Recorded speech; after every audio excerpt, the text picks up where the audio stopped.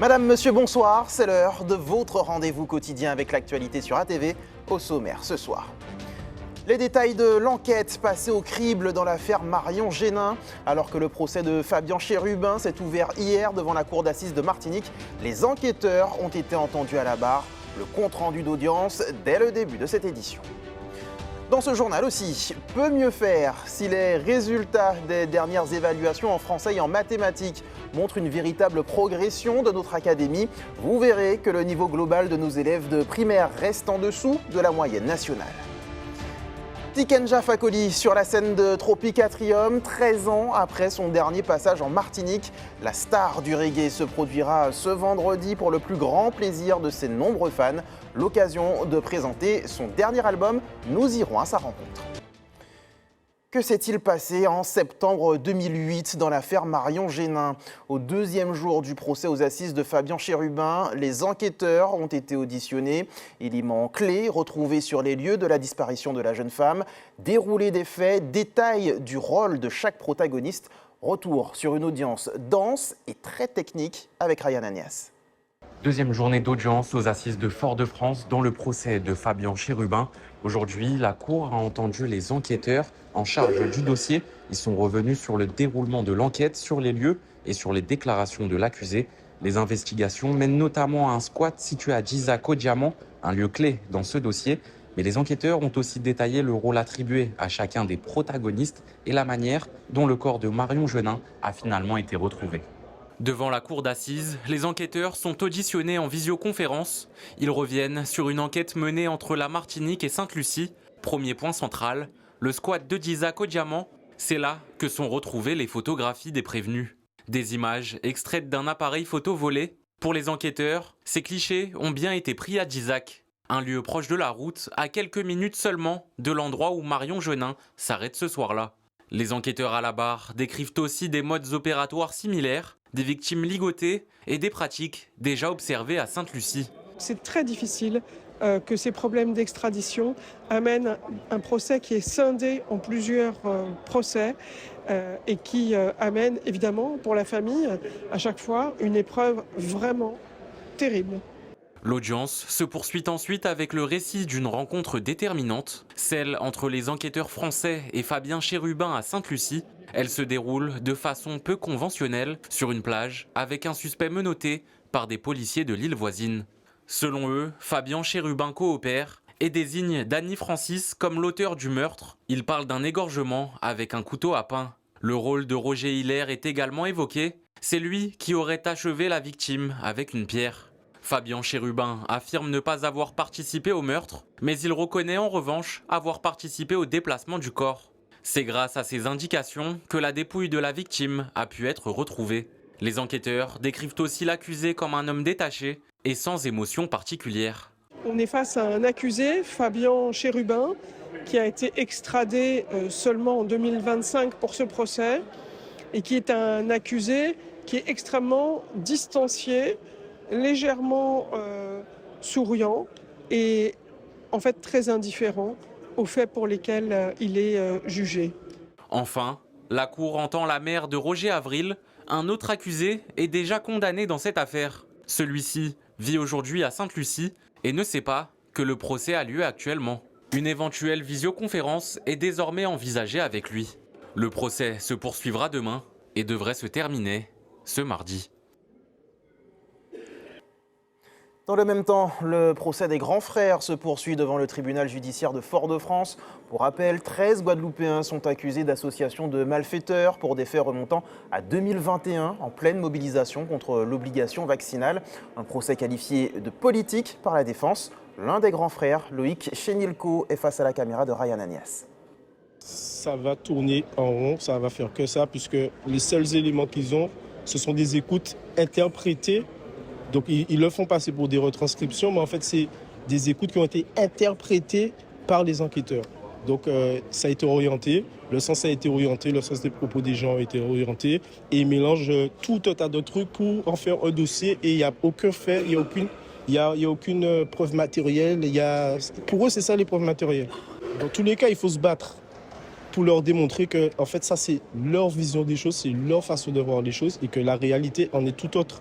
Et c'est ça la vraie vérité. Et c'est la vérité qu'ils doivent entendre. Il faut qu'ils l'acceptent. Et là, nous, c'est ça notre but. C'est de leur montrer qu'ils ont interprété, ils ont eu tort et qu'ils doivent reconnaître leur tort. À la une aussi de l'actualité, les élus de la collectivité territoriale sont rassemblés en séance plénière aujourd'hui et demain. Outre les différents points à l'ordre du jour, le rendez-vous a surtout été marqué par l'hommage rendu à Samuel Tavernier. Une minute de silence a été observée en l'honneur du maire du François et conseiller territorial en ouverture de la plénière, avant qu'un hommage public soit rendu dans l'Agora. Samuel Tavernier s'est éteint samedi dernier à l'âge de 68 ans. Les réactions recueillies par Dorian Cayuela. Son départ brutal a laissé un vide immense. Un élu est en train de présenter ses vœux, autrement dit de souhaiter qu'il y ait de bonnes choses dans l'année, que ce soit ses derniers mots, c'est quelque chose. Mais c'est au nom de l'Assemblée que je suis intervenu et à mon nom personnel, parce que je le connaissais comme sportif, puisqu'on a été adversaire de handball ensemble. Mais quand on est adversaire un jour, le lendemain, on peut être sélectionné de la même équipe le lendemain. Je voulais dire notre possibilité, ce qui attend des fois des élus, la difficulté de la tâche, mais à travers nos différentes manières de voir, ça s'est dit plusieurs fois, c'est le fait de pouvoir travailler ensemble, de pouvoir faire des choses ensemble, même en affichant une opposition. Et sincèrement, ceux qui ont dit leur tristesse, ont exprimé leur tristesse, le choc de cette nouvelle samedi soir, était vraiment dans le vrai. Ça nous a touchés. Ça nous a fait quelque chose, un choc électrique. Aujourd'hui, c'était la première plénière après le décès de Samuel Tavernier, qui était bien plus qu'un collègue, c'était un ami. Il siégeait effectivement, on siégeait ensemble dans le même groupe à la CTR et pour nous, c'est une lourde perte.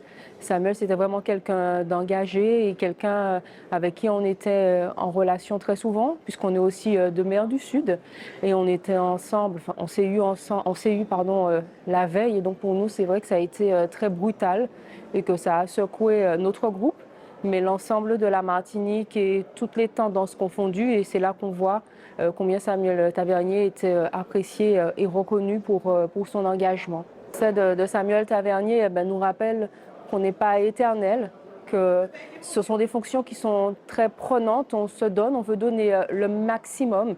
Souvent, ce n'est pas toujours suffisant aux yeux des autres et on est souvent critiqué, mais je crois qu'on le fait avec beaucoup d'amour, avec beaucoup de passion et je crois que Samuel Tavernier, c'est ce qu'il incarnait. Il avait du temps pour tout le monde.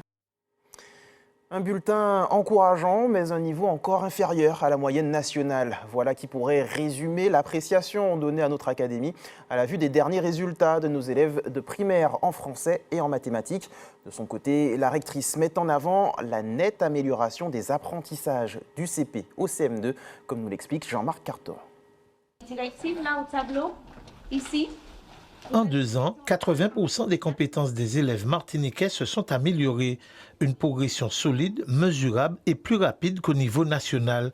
Illustration ce jeudi à Saint-Joseph avec la visite de la rectrice à l'école de Durand.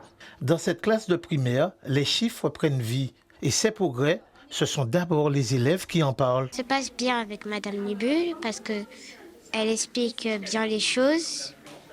Donc on arrive bien à comprendre. Il y a des devoirs, je stresse un petit peu, mais comme on dit, il faut toujours le faire, donc je le fais. Ma matière préférée, c'est la conjugaison. La matière que j'ai le plus de difficultés, c'est l'anglais. Derrière ces résultats, il y a surtout un travail de fond. Classe dédoublée, formation renforcée et de nouveaux dispositifs pédagogiques. Aujourd'hui, 99% des classes de CP, CM1 et CM2 en éducation prioritaire comptent moins de 15 élèves. Objectif, consolider les bases dès le plus jeune âge. Ici, on fait pas mal de rallyes, on fait rallye maths, on fait spelling bee. On a mis en place une pièce de théâtre, donc les enfants ont dû voir les divers textes, les diverses structures. Quand on travaille toutes les matières, je leur donne vraiment de la méthodologie, explication de texte, chercher les données pertinentes. Enfin, ça ressemble un petit peu à ce qu'on demande en 6e. La Martinique reste encore en dessous de la moyenne nationale.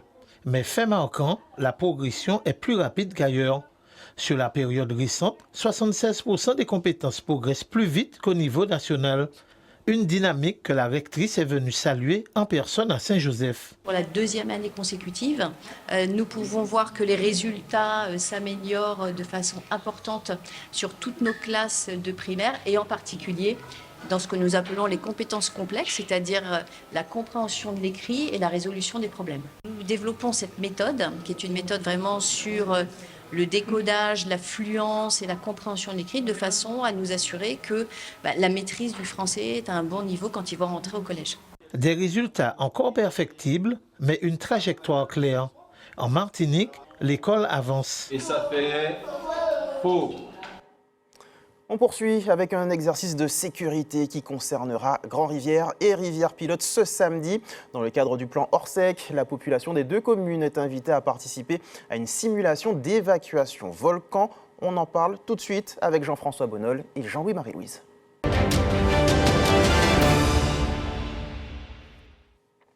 Jean-François Bonnol, maire de Rivière-Pilote, et Jean-Louis Marie-Louise, maire de Grand-Rivière. Merci à tous les deux d'avoir accepté notre invitation. Alors, avant de parler de ce plan Orsec, il y a quelques instants, on a vu l'hommage rendu à Samuel Tavernier lors de la séance plénière à la CTM. Je sais que vous souhaitiez également partager quelques mots en hommage au maire du François. Bonsoir, merci de nous avoir invités. Je suis encore bouleversé par cette disparition soudaine de Samuel Tavernier. C'est un élu sérieux, d'une intelligence élégante et vivante, avec lequel nous partageons quelques projets et nous échangeons régulièrement. C'est une perte considérable pour le François, mais pour la Martinique, et surtout pour l'espace sud. Je siégeais avec lui à la commission des finances et souvent nous travaillons sur un certain nombre de sujets. Et c'est douloureux. En pleine vie, au moment où il commence à s'épanouir dans sa fonction de maire et sa fonction d'élu, et il est fauché par la vie, par l'accident vasculaire. Et c'est dramatique, c'est dramatique. Et j'adresse au nom de la population de Rivière-Pilote nos sincères condoléances à sa famille, à ses enfants, à la population franciscaine. Jean-Louis Marie-Louise, un mot peut-être aussi? Simplement, bien bonsoir, merci à TV d'inviter nous. Je ne vais pas faire longue parce que je sais que le temps coûte. Mais en tout cas, la famille Tavernier, toute Grand-Rivière qui a des autres sincères condoléances dans un moment difficile, et puis que mon Dieu encourage les autres, et puis bénis les autres. C'est ça mon dit. En tout cas, population Grand-Rivière, ça souffre nous en l'eau. Parce que je suis siégé et puis dans la commission 50 pas et nous tenons de très bonnes relations. Voilà, merci pour ces quelques mots en hommage à Samuel Tavernier. Revenons à présent au sujet qui nous concerne ce soir, ce dispositif Orsec et cet exercice donc qui va se dérouler samedi entre vos deux communes qui sont jumelées pour ce plan Orsec Volcan. Expliquez-nous un petit peu de quoi il s'agit. Alors, je vais vous parler d'abord, puisque c'est communes qui concernées, et puis je vais répondre. Pas de problème. Alors, ça m'a dit, c'est que Macarimé, c'est déjà la commune de Rivière-Pilote de nous, mais en les plans Orsec, là. Donc, il y a un plan Orsec qui m'était en place depuis 1952, donc ça a fait un moment. Donc, là, il y a un mise à jour qui fait. Et pour Grand-Rivière, c'est un bien spécial, parce que nous, ni seul côté à nous rentrer, c'est seul côté à nous sortir. Malheureusement, on a le privilège d'avoir la mer.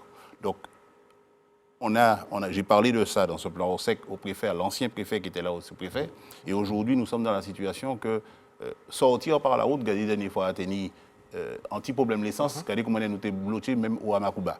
Donc on a discuté, on a les moments de nous parler, nous avons entendre, nous avons collaborer, et puis on a trouvé des solutions ensemble de façon à pouvoir sortir Grand-Rivière, non pas du plan Orsec, mais d'évacuer en toute sécurité. Et puis, je vais laisser vous prendre la parole en le restant. Si ça c'est très simple. À partir du moment où ils ont décidé que c'est Rivière-Pilote qui a accueilli Grand-Rivière, je m'en mettais comme en lien, et puis Grand-Rivière m'a dit qu'il faut nous organiser comme nous, il faut nous une expérience là et la pratique de l'évacuation. Et ma préoccupation, c'était de dire que le jour était que pour rentrer Rivière ni en difficulté, qui m'en a dit mon engagement. Et donc, nous m'ont proposé et accepté, nous échanger, de faire l'opération d'entraînement pour voir quelle est la réaction de la population et comment s'imbriquent nos deux communes pour pouvoir faire évacuer. Alors, nous avons un certain nombre de bateaux qui ont parti Rivière-Pilote à 5h du matin, monter Grand-Rivière. Lui, de son côté, il a mobilisé sa population Et je te laisse poursuivre, c'est toi qui connais le jeu de Grand-Rivière. Toute la population de Grand-Rivière est invitée à cet exercice. Est invitée à cet exercice. Nous avons choisi, donc nous choisissons certains mondes. Macari, monsieur, particulièrement élu, qui est Giovanni, qui est responsable de sécurité, qui est en relation avec toute cette équipe. Mais il y a qui est sûr et certain. Ça veut dire que là, nous avons fait un problème là que nous pas arriver à gérer. Le gros problème là, c'est le problème panique là. On peut arriver à gérer l'argent, les bails là, mais la panique, on ne peut pas arriver à gérer ça. Donc, je dis, tous les plans que, malheureusement, nous n'avons pas assez de temps pour nous parler de ça, mais nous mettons en place qui peut fonctionner, qui permet, exercice qui permet des conclusions, et puis nous pouvons tirer leçon de ça qui n'est pas bon, ça nous peut rectifier, mais c'est une très bonne idée que Rivière Pilote, que ça fait bateau, de façon à ce que nous puissions ranger ça en manière pour nous payer ça, évacuer les mouvements en toute sécurité. C'est priorité première. Donc samedi, uniquement une évacuation par la mer, et également par terre, d'accord. Donc il y aura les deux possibilités. Lorsqu'on parle de déplacement de population, il y a évidemment la population qui doit quitter sa commune d'origine, et puis il y a la commune qui accueille. Quel dispositif peut être mis en place du côté de Rivière Pilote? Ce que nous avons voulu faire, c'est d'abord sensibiliser un certain nombre d'acteurs, et je salue l'engagement des agents de la ville, les élus, M. Etienne et M. Lumari, qui se sont investis dans cette opération, dans l'idée de tester notre manière de réagir. On a mobilisé un certain nombre d'opérateurs hébergeurs et puis quelques concitoyens pour accueillir les 150 à 200 personnes qui vont venir. Aujourd'hui, nous avons listé les 200 personnes qui sont capables d'accueillir des riverains. Et donc, notre idée est très simple. On ne peut pas sortir du stress de l'évacuation et puis vous mettez en gymnase comme ça. Je veux organiser les choses pour que ces gens trouvent en relation avec d'autres. Là, nous avons accueilli en les pontons la Poirier, on a mobilisé la Poirier pour accueillir et puis nous. Ensuite, nous avons descendu Lumina Sophie. Là, nous avons fait des briefings, nous avons accueilli ces gens par groupe, nous avons installé, échangé, ils ont temps posé, puisque c'est une évacuation, le temps de poser. Logiquement, il devrait y avoir un pôle de psychologie pour accompagner ces personnes. Donc, nous essayons de mettre en œuvre tous les dispositifs pour rendre possible qu'il y ait une évacuation. Parce que le jour où survient l'événement, il y aura tellement de désordre que peut-être que moun kay paniqué, comme tu dis, on n'a pas envie que nous trouvions que nous qu'à poser une question. Chacun son rôle, de manière bien précise, et nous qu'à exécuter. Et justement, ce sera ma dernière question. Vous l'avez évoqué, l'importance de s'exercer. Y aura-t-il d'autres sessions d'entraînement comme celle de samedi? Alors, des sessions d'entraînement, en espérant que la montagne ne peut pas péter la même. Mais je vais profiter de l'entraînement de remercier le monde qui est autour de ça. Employé l'Amérique, comme je dis, Grand-Rivière aussi. M. Albert Marcelin, si je ne m'ai pas trompé comme moi. L'Université populaire. Oui, voilà. M. qui fait un grand travail qui vient pour nous. Et puis tous les pompiers, la protection civile et tout ça qui est dans le monde. Mais souhaitons que ça ne pas arriver.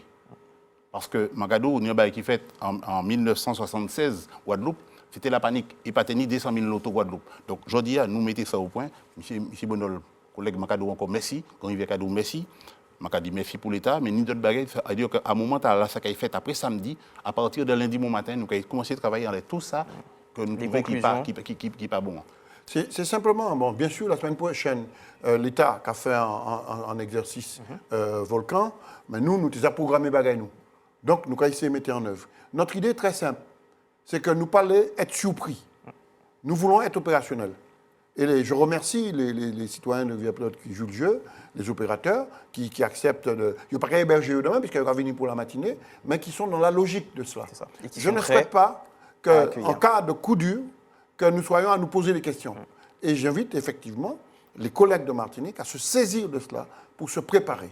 Il n'y a pas que le volcan, il y a aussi d'autres coups durs qui peuvent arriver pour que nous soyons en alerte et mobilisés. Et notamment sur ce plan, on sait que volcan, on sait que 12 communes du Nord sont jumelées à 12 communes du Sud. Il faudrait effectivement que toutes ces communes réalisent des exercices, comme le font très bien Rivière Pilote et Grand Rivière. 30 000 personnes à évacuer quand même. 30 000 personnes à évacuer. Merci beaucoup Jean-François Bonol et Jean-Louis Marie-Louise d'avoir accepté notre invitation. Merci de et rendez-vous samedi donc pour cet exercice. Bonjour Nimbo. Merci à vous.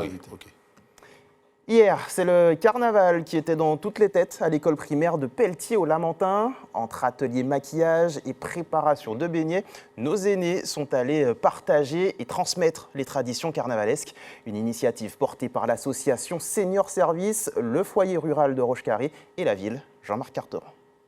Ce mercredi, à l'école primaire de Pelletier, enfants et seniors ont partagé œufs, farine et souvenirs. Les mains se lèvent, chacun veut participer. Ici, tout le monde met la main à la pâte. Dès 9h, l'école se transforme en un véritable atelier géant du carnaval. Objectif, créer ensemble et surtout se rencontrer. J'ai appris les beignets de carnaval avec du beurre de la farine et puis avec du sucre. J'ai cassé les yeux. J'ai remué. J'ai déjà goûté, j'aime pas. Pour les aînés et les bénévoles, c'est l'occasion de transmettre leur savoir-faire, leurs souvenirs et de préparer les carnavaliers de demain. Ils participent vraiment avec nous. Ils ont mis à la pâte. Et après, ils vont voir comment on fait cuire. Et on va déguster. La méthode, c'est les intéresser. Les intéresser par le sujet. Les beignets, donc c'est bon, ça se mange. Et puis, ils posent des questions, on répond. On leur explique la recette. Dès qu'on fait quelque chose qu'ils aiment, donc ils se rapprochent, ils sont curieux, ils posent beaucoup de questions, ils veulent savoir comment ça se passe, comment on fait ça, comment on a appris. Bon, pour le coup, j'ai appris sur le terrain, vu que c'est un groupe de carnaval, donc ce qui fait que je ramène ça aux jeunes aussi. Derrière cette journée, un objectif clair, recréer du lien social et faire vivre les traditions locales. C'est une belle fête, effectivement, tout le monde, et vous savez, tout le monde aime le carnaval. C'est quelque chose qui est vraiment international, comme on dit. Et les enfants, dès qu'on parle du carnaval, ils sont tous dedans. Et voilà, ça, et avec toutes les couleurs. Et nous avons choisi un thème qui est intéressant, c'est le thème en toute nature. Donc voilà, on va travailler avec la nature aussi. Leur montrer effectivement qu'on n'a pas besoin effectivement d'acheter, mais la nature nous donne déjà beaucoup de choses qu'on peut essayer de travailler avec. Et c'est ce que nous avons fait. Ici, le carnaval ne se prépare pas seulement avec du papier et de la colle, il se construit avec du partage, de la transmission et des sourires. Les amoureux de reggae seront forcément au rendez-vous. Tiken Jah Fakoly est de retour en Martinique, 13 ans après son dernier passage sur l'île. L'artiste ivoirien se produira sur la scène de Tropicatrium ce vendredi. L'occasion de présenter son nouvel album. Jean-Marc Carteron est allé à sa rencontre.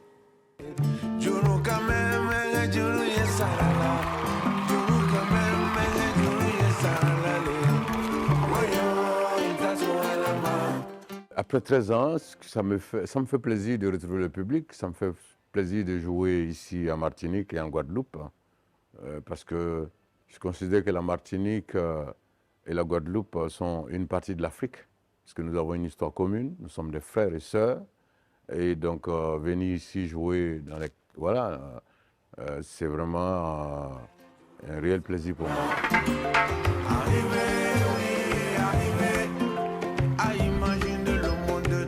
On a choisi de faire une formule acoustique avec des instruments traditionnels. Moi, c'était un rêve pour moi depuis très longtemps parce que mon père écoutait de la musique acoustique. J'ai grandi avec cette musique-là, mais je n'osais pas en parler parce que je me disais, mais est-ce que mon public qui me suit depuis très longtemps, moi j'ai fait du reggae roots africain, basse batterie, est-ce que si je viens avec une formule comme ça, est-ce que ça va être apprécié ou pas?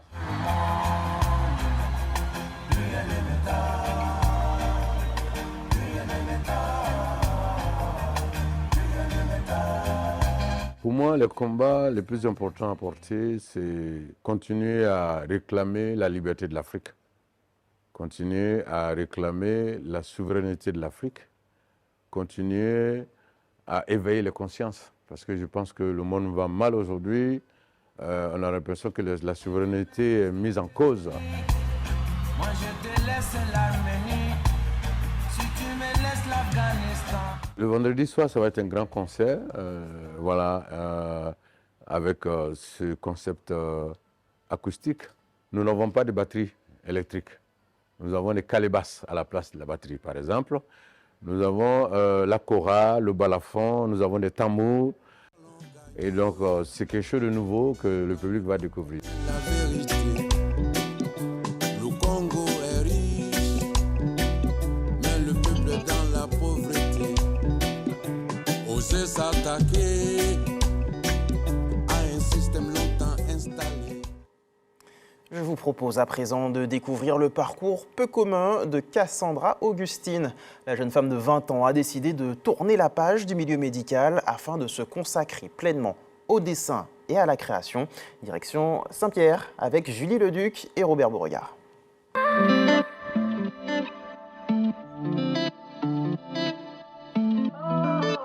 Une feuille blanche, un crayon. Pour Cassandra, c'est souvent ainsi que tout commence. À l'écart de l'agitation, en plein air, elle trouve le cadre idéal pour laisser son imagination s'exprimer.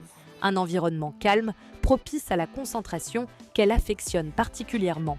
J'ai une sensation de liberté quand je dessine en plein air parce que ça me force à dessiner ce que je vois. C'est un truc que j'ai un peu de mal des fois à faire. À 20 ans, Cassandra a déjà connu un premier virage. Après des études d'infirmière, elle comprend rapidement que ce n'est pas sa voie. Fille d'enseignant dans le domaine artistique, elle dessine depuis l'âge de 6 ans.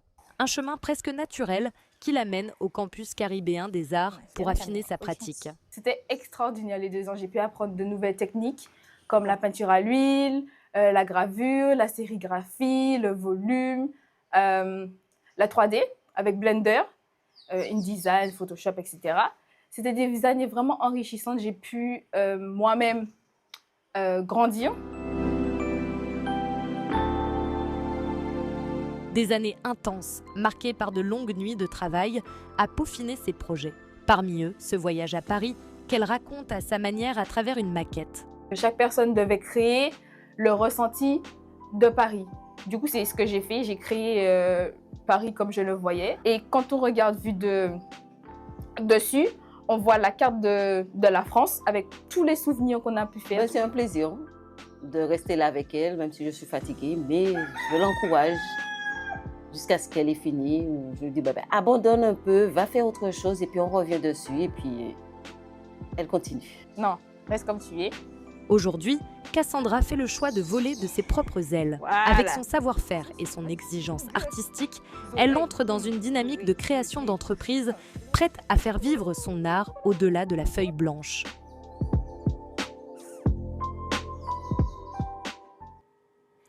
En sport, ouverture des 8e de finale de la Coupe de Martinique féminine de basket. Hier soir, le Golden Star recevait l'Arsenal. Une rencontre remportée sans encombre par les Foyalaises sur le score de 66-41. Récit du match, Caril Chassol et Marc Michel. D'entrée, le Golden Star donne le ton de la partie. Et si l'Arsenal tente de s'accrocher, un ton au-dessus, les Foyalaises se détachent et mènent 24-7 à la fin du premier quart-temps.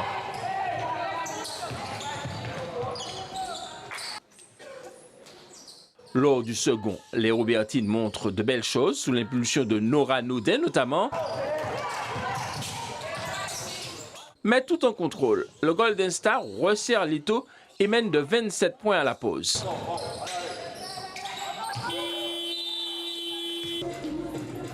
Au troisième quart-temps, les partenaires de Bertin et l'Aventure se rebellent, mais les Foyalaises se reprennent et font la course en tête à l'issue du troisième quart-temps, 57-31.